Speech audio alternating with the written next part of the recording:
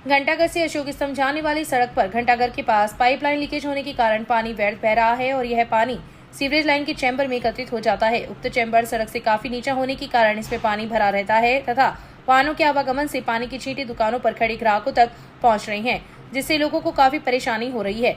यह स्थिति पिछले 3 दिनों से बनी हुई है और संबंधित विभाग इस समस्या के समाधान के प्रति उदासीन बना हुआ है।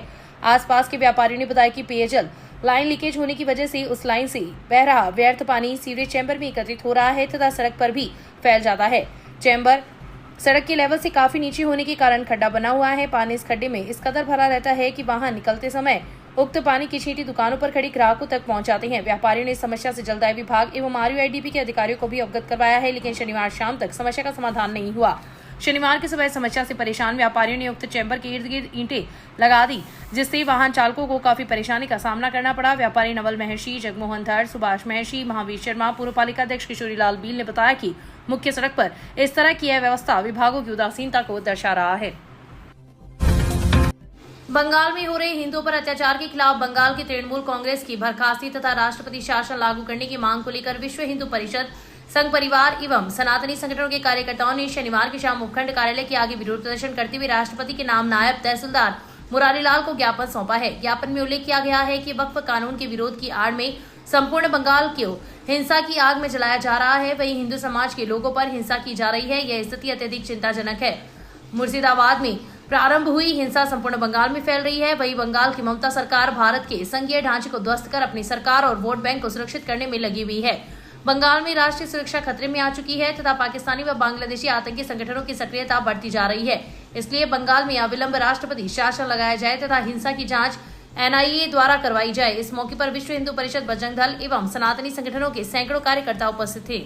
बिल के बहाने बंगाल में जिस प्रकार हिंदुओं पर बार बार लगातार अत्याचार, हत्याएं, बलात्कार आदि कारित की जा रही है, जिस प्रकार उनकी प्रताड़ना हो रही है और ममता बनर्जी तुष्टीकरण की नीति के तहत एक पक्ष के आधार पर मुस्लिमों का तुष्टीकरण कर रही है, उनके मौलानाओं के पास जा के मिल रही है और हिंदू शरणार्थी होकर खून से लथपथ इधर उधर दौड़ रहे हैं, खून के आंसू रो रहे हैं। हम हिंदू भाइयों का पूरा फर्ज बनता है कि उनके पक्ष में खड़े रहें और माननीय राष्ट्रपति महोदया से ये मांग करें कि इस दुष्ट और तानाशाही सरकार को वहां से बर्खास्त कर राष्ट्रपति शासन लागू किया जाए। वंदे मातरम। मुर्शिदाबाद में और जो हिंदुओं पर अत्याचार हुए हैं ममता राज में, उसके खिलाफ हमने ये ज्ञापन दिया है और हमारी केंद्र सरकार से मांग है कि तत्काल प्रभाव से ममता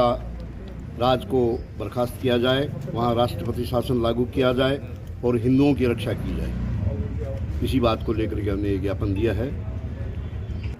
10-12 साल हो गए सत्ता में आए हुए और इस बीच में उन्होंने जो भी काम किए हैं वो मुस्लिमों के हित में और हिंदुओं के विरोध में काम किया है। इस देश में कोई भी शासक हिंदुओं के खिलाफ काम करके सत्ता में नहीं रह सकता, ये सच्चाई है।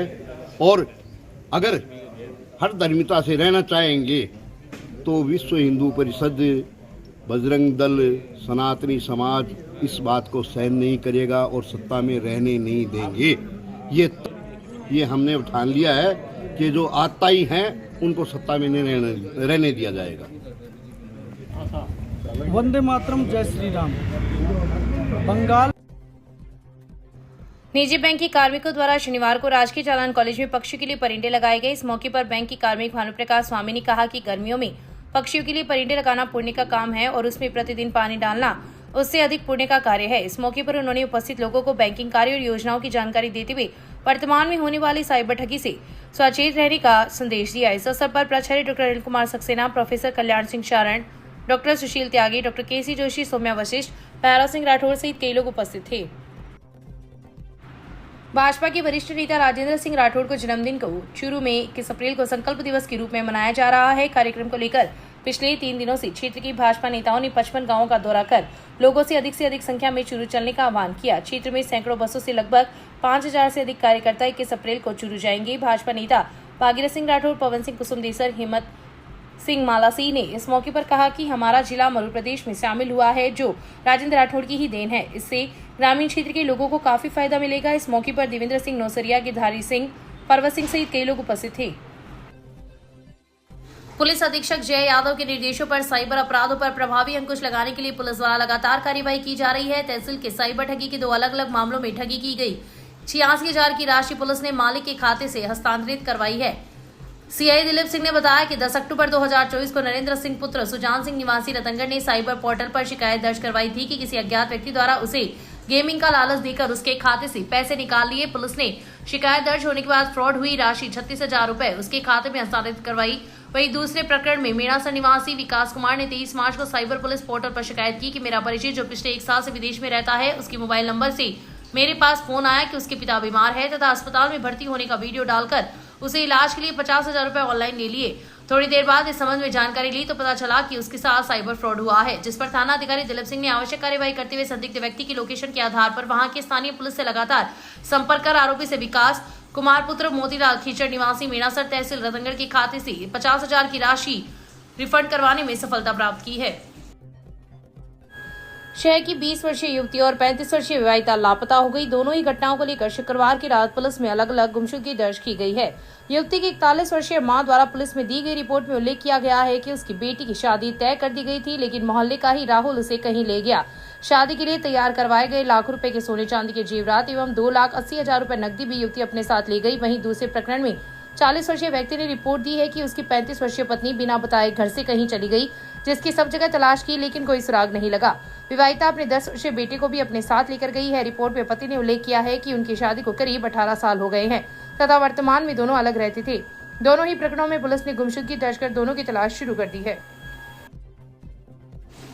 चूरू जिले के तारानगर के सावा रोड पर चंगाई चौरे के पास स्थित पराली की टाल में आग लग गई। आग की यह घटना तारानगर में एक ही दिन में दूसरी है। दोनों ही मामलों में स्थानीय लोगों ने आग पर अपने स्तर पर काबू पाया, क्योंकि तारानगर दमकल कल रविवार को सीएम भजनलाल शर्मा, पूर्व नेता प्रतिपक्ष राजेंद्र राठौड़ के जन्मदिन के कार्यक्रम को लेकर चूरू दौरे पर उनके काफिले में चली गई है और तारानगर में आग की इसी दौरान घटना हो गई। पहली घटना सदाशय रोड पर शॉर्ट सर्किट से एक खेत में झोपड़ी में आग लग गई और दूसरी सावा रोड पर बिजली की हाईटेंशन लाइन में शॉर्ट सर्किट से आग लग गई और यहाँ भी आग ने झोपड़ी को चपेट में ले लिया और वह जलकर खाक हो गया। इतना ही नहीं, ताल की पराली भी जलने लगी।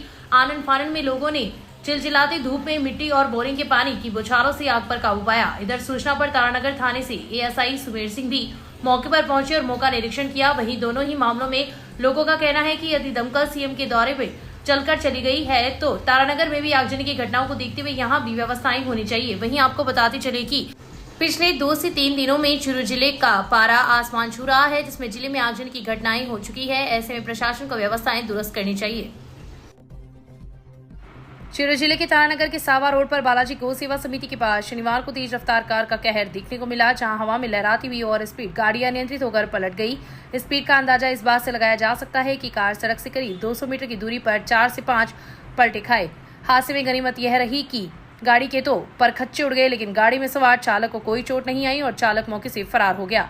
इधर तारानगर थाना अधिकारी गौरव खीडिया ने बताया कि हादसे की जानकारी ली जा रही है तथा गाड़ी सवार चालक की तलाश की जा रही है। आपको बताते चले कि सावा रोड पर पुलिस के द्वारा किसी भी प्रकार की यातायात व्यवस्था को सुधार करने तथा स्पीड को कंट्रोल करने के लिए किसी प्रकार का अभियान आदि नहीं चलाया जा रहा है और न ही कोई सख्ती दिखाई दी जा रही है। नतीजा यह है कि आए दिन सड़क हादसे हो रहे हैं।